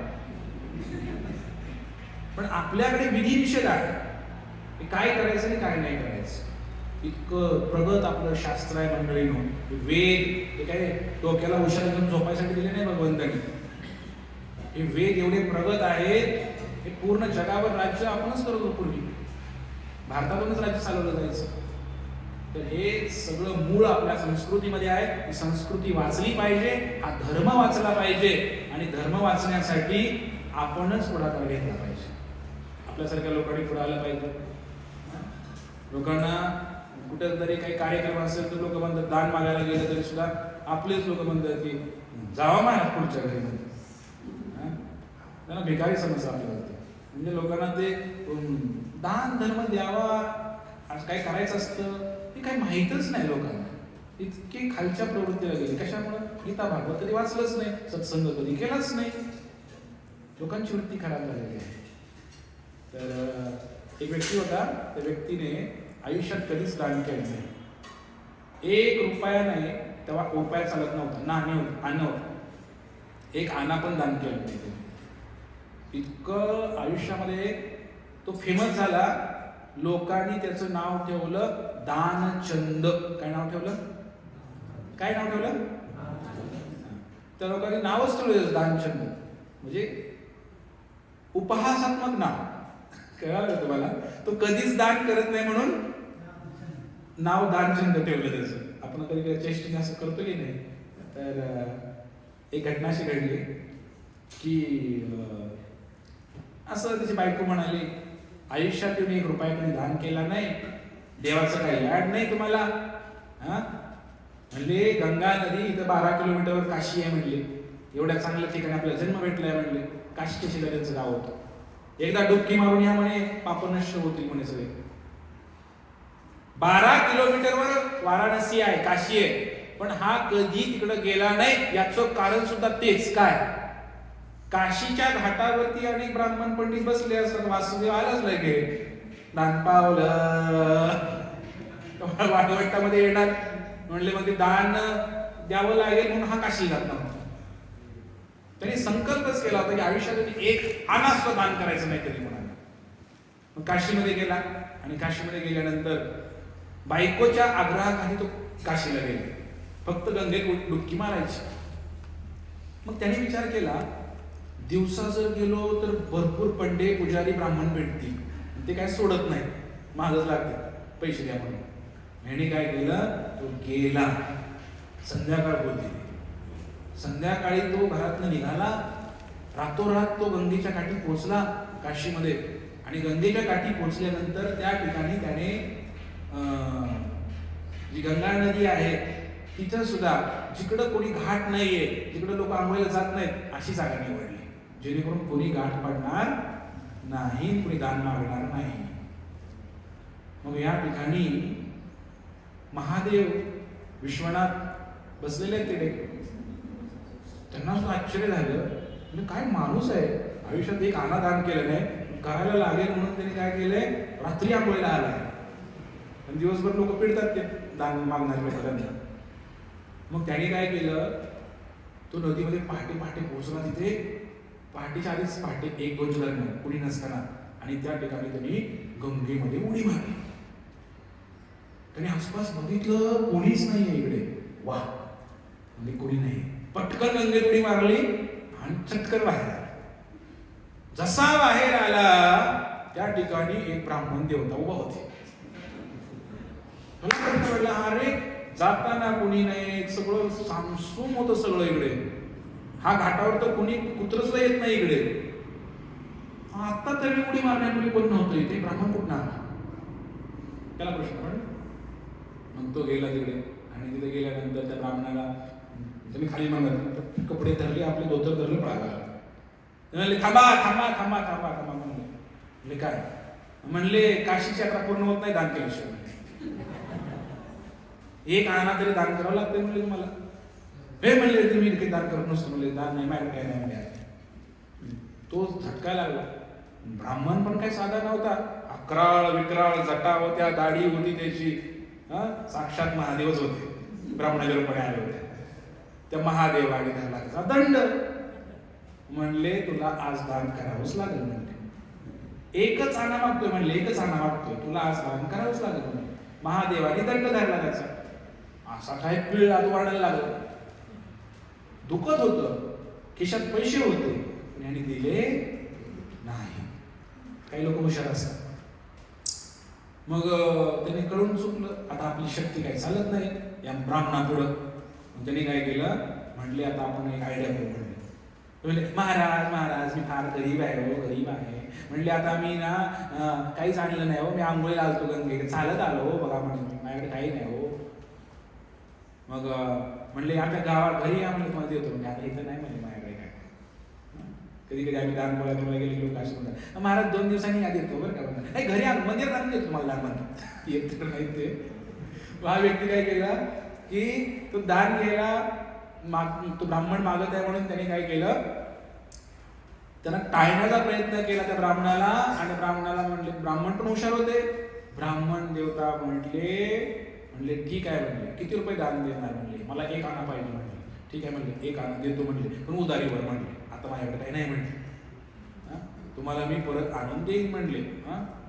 मग नाही दिलं तर तुम्ही माझ्या घरी येऊन द्या म्हणले, पण आता मी देऊ शकत नाही म्हणले. त्याला ती वेळ टाळायची होती. ते म्हणले तुमची काशीची यात्रा पूर्ण नाही होणार दान केल्याशिवाय. ठीक आहे म्हणले. मग त्याने वचन दिलं त्या ब्राह्मणाला, म्हणले मी तुम्हाला 1 आणा दान केला, आज गंगेच्या काठी संकल्प सोडतो म्हणले. जबरदस्ती करून घेतलं महादेवाने त्याच्याकडे. जा म्हणले. गेला तो, घरी गेला, पळत पळत घरी गेला आणि सकाळी देतो म्हणला होता दान त्यांना. मग महादेव आणि ते ब्राह्मण काय बघितलं त्याने, हा काय आलाच नाही द्यायला, उधारीवर दान देऊन गेलाय मला, काय आलाच नाही. पावती तर फाडली पण पैसेच नाहीत. कधी कधी लोकांची पावती फाडतो आम्ही पण परत पैसेच देत नाही पावतीचे.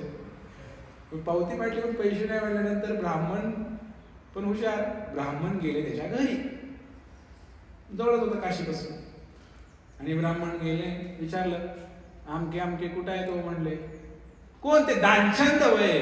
दानचंद म्हणले आहेत ना. म्हणले ते काय म्हणले तिथं घर आहे म्हणले जाऊ. ते ब्राह्मण आला त्या दानचंदच्या घरी आणि मग दरवाजा वाजवला. दरवाजा वाजवल्यानंतर मग ते म्हणले बायकोला म्हणले कोण आहे बघ म्हणले. बायको गेली आणि म्हणले कोण आहे तुम्ही. तर ते म्हणले मी असा ब्राह्मण आहे म्हणले, तुमच्या नवऱ्याने संकल्प सोडलाय म्हणले 1 आणा दान करायचं काशीमध्ये.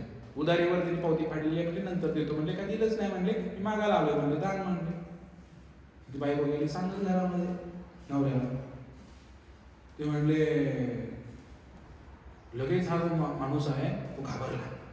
1 आणा दान करायचा म्हणाला, शक्यच नाही म्हणले, आयुष्यात तरी केलं नाही म्हणले आपण दान. आणि त्यांनी काय केलं, ते म्हणले जा म्हणले आजारी झोपलेत म्हणून सांग म्हणले. त्याची बायको आली, म्हणले फार आजारी आहेत म्हणले आणि झोपलेत म्हणले, परत या म्हणले तुम्ही. पण तो ब्राह्मण पण हुशार, तो काय सोडणार आहे, महादेव आहे साक्षात. तो ब्राह्मण आले म्हणले आजारी हो म्हणले, माझा पाहुणा आहे म्हणले, ते आती ते म्हणले आमचे, ते म्हणले काय आमची ओळख झाली, आमचे मित्र झालेत म्हणले, ते चांगले आता आजारी तर मला बघायला गेलं पाहिजे म्हणे, सारखा मागवलं म्हणले. बायको काय जाऊ दे मित्र, हा पांघरून घेऊन घरात झोपलाय आणि थोडासा करतोय सुद्धा. मग काय झालं, ती बायकोनं आज सोडे ना. मग बायको गेली, अहो ती यायला लागले, ती ब्राह्मण घरात यायला लागलाय, काय करायचं. हा म्हणले ती दानच मागायला आला म्हणले, 1 आणा दान द्यायचं त्याला म्हणले. त्याला सांग म्हणले मी याला म्हणून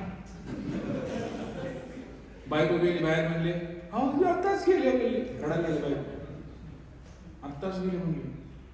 असं म्हणलं महादेव म्हणले अरे अरे अरे अरे फार वाईट झालं म्हणजे, मला एक आणा दान करतो म्हणला होता, म्हणले न्यायला आलतो म्हणले इकडे, फार वाईट झालं म्हणे. आता म्हणले काय करायचं, मावशी तुम्ही रडू नका म्हणले, आता म्हणले जे होणार होतं म्हणले झालं गेलं म्हणले, पण आता रडू नका म्हणले. आता कोण म्हणले तुम्हाला लेकरू बाळ काही नाही म्हणले, मूल नाही म्हणले तुम्हाला म्हणले, रानदेवडी कोण करणार म्हणले, गावात सांगितलं पाहिजे सगळ्याला म्हणले, मीच सांगू देत म्हणले गावात सगळ्या. तो ब्राह्मण गेला सगळ्या गावामध्ये दोंडी पेटवले, दानचंद मेला, दानचंद मेला, दानचंद मेला. सगळं गाव गोळा झालं, सगळं गाव गोळा झालं. त्या दानचंदचं मडल बाहेर आणलं, अंगणात ठेवलं, तरी हा उठायला तयार नाही. हा गपचूप डोळे झाकून बसलेला आहे. बायको तर कुणाला हात लावू दिला मड्याला, ते म्हटले की दान तुम्ही लावलं चांगला होता, ओलय चांगला होता. बायको लावली काय, बायको अशी करते, लोक पण सगळे जमलेले आहेत, भावकीच्या लोकांनी तिरडी वगैरे सजवली, सगळं मी बघतोय ऐकतोय सगळं, तिरडी वगैरे सजवली, त्याच्यावरती सगळं त्याला झोपवला वगैरे, तरी हा उठायला तयार नाही. उठलं तर ब्राह्मण शेजारी त्याला माहितीये तो आई काना घेतल्याशिवाय राहणार नाही. मग ती तिरडी धरली, तिरडी घेऊन स्मशानभूमीकडे गेले. स्मशानभूमीमध्ये चिता पण रचली भावकीतल्या लोकांनी, त्या चितेवर ठेवलं त्याला, आणि चितेवर ठेवल्यानंतर तो व्यक्ती त्या ठिकाणी थोडीस उठायला तयार नाही. दान द्यायचंच नाही म्हणून त्याने संकल्प केला आयुष्यात. आणि मग त्याने त्या चितेवर ठेवल्यानंतर भगवंताला विचार पडला, महादेवांना विचार पडला, काय माणूस आहे, एका आण्यासाठी मराय तयार झालाय पण दान करत नाही. असं म्हणल्यानंतर भगवंताने काय केलं, महादेवानी त्याच्या कानाजवळ गेले आणि कानाजवळ घेऊन म्हटले, अरे तुला न्यायला आलोय मी, साक्षात भगवंत आहे, मी महादेव आहे म्हटले. असं म्हणले कानाकडे जाऊन. त्याला खरं वाटलं की साक्षात महादेव मला न्यायला आले. त्याला खरं वाटलं, तरी डोळे उघडले, हळूच डोळे उघडले. बघतो तो ब्राह्मण पुढे उभा आहे, पुन्हा डोळे झाकले त्यांनी. म्हणजे काय माणूस आहे म्हणले, आजी एक आणण्यासाठी मरायचं सोडून केलं आणि पुन्हा डोळे झाकून निघले त्यांनी, तो मारायला तयार आहे. पण त्यांनी एक आणा दान केल्याने भगवंतांना सुद्धा आश्चर्य झालं, महादेवाला आश्चर्य झालं. म्हटले काय व्यक्ती आहे म्हटले. पण भगवंतांनी कानामध्ये गेले, म्हटले मी आता ते एक आणा विसरून गेलेलो आहे, आता तरी उठ, मी तुला मागत नाही, मी त्याला सगळं विसरून जातो. असं म्हटल्यानंतर तो माणूस उठून चिठीवर बसला.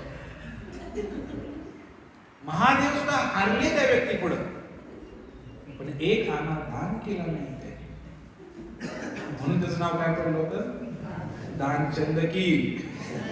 आता लोकांचा जय जय व्हायला हवा. असे काय कॅटेगरी समाजामध्ये आहे मंडळीनो. धर्माचं ज्ञान नाहीये, कशासाठी करायचं, मंदिर कशासाठी हवी लोकांना माहीत नाहीये. मनावर मन जर सदृढ करायचं असेल तर मंदिरांची आवश्यकता आहे. मला फार आज आनंद झाला या ठिकाणी येऊन की आमचे सुभेदार प्रभूजी यांनी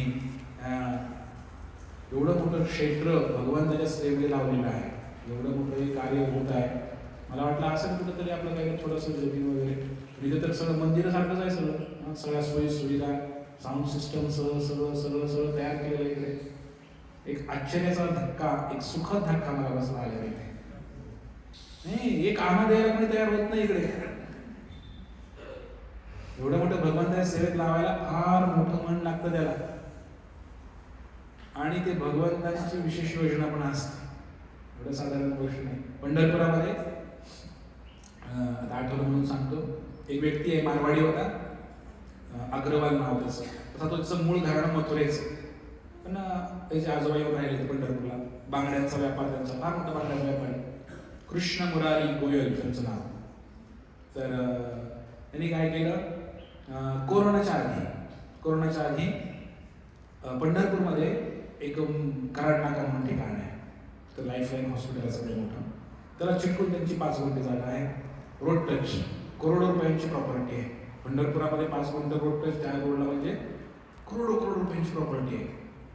आणि 2 मुलांची भांडणं लागली घरामध्ये की प्रॉपर्टीसाठी भांडणं लागली. आणि तो काय वारमीट आहे ना, त्याला आलं टेन्शन. पण भक्ती मार्गामध्ये असल्यामुळं, त्याला भक्तीचं ज्ञान असल्यामुळं, तर त्याने ऐकलं होतं इस्कॉनबद्दल, आणि विशेष करून परमपूज्य लोकनाथ स्वामी महाराज, तर माहिती होतं तीर्थयात्रा वगैरे पंढरपुरामध्ये निघायची, ओळख होती, तो इस्कॉनच्या मंदिरामध्ये यायचा.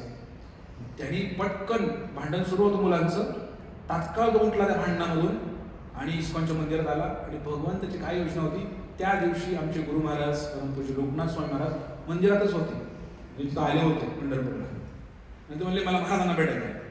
तर आपण जाऊ दे ना. म्हणले काय काय तुम्हाला काय करायचं आहे? म्हणले मला आमची जागा दान करायची म्हटले मला. तर म्हणलं ठीक आहे. त्यांना सोडलं, महाराजांची गाडी यायला गेली आणि महाराजांना त्यांनी म्हटले हे जागा म्हणे मंदिर तुमच्या मंदिराच्या नावाने घ्या म्हणे, इस्कॉनच्या नावाने घ्या म्हणे. तर त्यांनी आट घातली की त्या ठिकाणी अन्नदान व्हावं, नेहमी एक मंदिर बांधावं, भक्तांची सोय व्हावी अशी त्याची इच्छा होती. मारवाडी होतं तिने. तर त्यांनी ते मंदिर दान केलं. दान केल्यानंतर तो नामस्मरण करत नव्हता व्यक्ती. मग हळूहळू 2-4 वर्ष निघून गेली. कोरोना आला. त्या कोरोना काळामध्ये तो भक्त बनला, तिलक लावायला लागला, नामस्मरण करायला लागला, रोज मंगलारती यायला लागला. वय वर्ष 82 झालं. जवळजवळ ही गोष्ट आहे 75-74 मी तरी दान दिलेलं आहे. 82 वय झालं. आणि 82 वय झाल्यानंतर फार अचानकपणे काहीच नाही, एक आठवडा फक्त मंदिरात जायचं बंद केलं नाही, कारण चालणं होईना म्हणून. रोज चालत जायचं मंदिरामध्ये, हट्टपट्ट शरीर. अचानकपणे थोडंसं थकवा जाणवला म्हणून एका जागेला बसून राहिले. त्यांनी फोन केला भक्तांना की म्हणे तुम्ही या आणि कीर्तन करा. तर भक्त जायचे, आळीपाळीने कीर्तन करून यायचे. आणि त्याच्या घरामध्ये एवढा मोठा बंगला त्याच्या घरामध्ये, तर ते लोक काही वडील थकलेले आहेत, सगळ्यांना दिसते का जाणार आहे, पण कोणीच काय त्यांना बोलत नव्हतं, काहीच करत नव्हतं. भक्त यायचे, कीर्तन करून जायचे, भक्त यायचे, कीर्तन करून जायचे. आणि अशी घटना घडली. एक दिवस उजाडला, त्या दिवशी तो व्यक्तीने आपला देह त्याग करणार. आणि विशेष म्हणजे जेव्हा हे डील झालं त्यावेळेला मी तिथं होतो. त्यामुळे त्यांचा माझ्यावर फार विश्वास होता, कारण पहिल्यांदा ते कन्स्ट्रक्शनचं कामही मीच पाहिलं त्या मंदिराचं, आणि तिथे सुरुवातीला राहायलाही मीच गेलो त्या मंदिरामध्ये. त्यांचा माझ्यावर फार भरोसा आणि विश्वास होता. पण अंतकाळी त्यांनी माझं नाव काढलं आणि ते म्हणजे प्रभूजींना बोलवा. तर मला काय जायला उशीर झाला, पण त्यांनी तोपर्यंत देह सोडला होता. भक्तांनी कीर्तन करत होते, कीर्तन करत देह सोडला. मी पोहोचलो तिथे. मलाही दुःख झालं की मला बोलता आलं नाही त्यांच्याशी. तर मी पोहोचलो आणि पोहोचल्यानंतर त्या ठिकाणी देह सोडला होता. जवळजवळ 2 तास देह सोडल्यानंतर कीर्तन केलं भक्तांनी. आणि अक्षरशः आम्ही सर्व भक्तांनीच त्यांना गाडीमध्ये ठेवलं, त्यांना घेऊन गेलो चंद्रभागेला, आंघोळ घातली. स्वतःच्या हाताने मी माझ्या त्यांना राजभोग खाऊ घातला भगवानाचा, पंढरीनाथांचा. त्यांना अग्नी दिला. भक्तांनी एवढं सुंदर कीर्तन केलं आणि फार सुंदर विधी झाला, त्यांचा अंत्यविधी झाला. त्यानंतर मला कळलं की म्हणजे किती भगवंत योजना करतात. एखादा व्यक्ती जेव्हा दान करतो तेव्हा त्याची किती भगवंत योजना करतात. पंढरपूरमध्ये चंद्रभागेच्या काठी आरामामध्ये त्यांनी भक्तांचं कीर्तन चालू असताना देह सोडलं आणि भक्त उपस्थित होते. अशा प्रकारे त्या व्यक्तीच्या जीवनाचं कल्याण झालं. म्हणजे आजही तिथं जगन्नाथांचं मंदिर आहे आणि सत्संग चालतो, लोक तिथे प्रसाद ग्रहण करतात. जेवढं काही कार्य तिथं होत राहणार, जेवढे दिवस मंदिर त्या ठिकाणी राहणार, तिथून जेवढं काही पुण्य काम, भक्ती काम होईल, ते सगळ्याचं क्रेडिट त्यांच्या अकाउंटवर जमा होणार आहे. ही योजना असते. म्हणून जेव्हा एखादा व्यक्ती दान करतोय, साधारण गोष्ट नसते.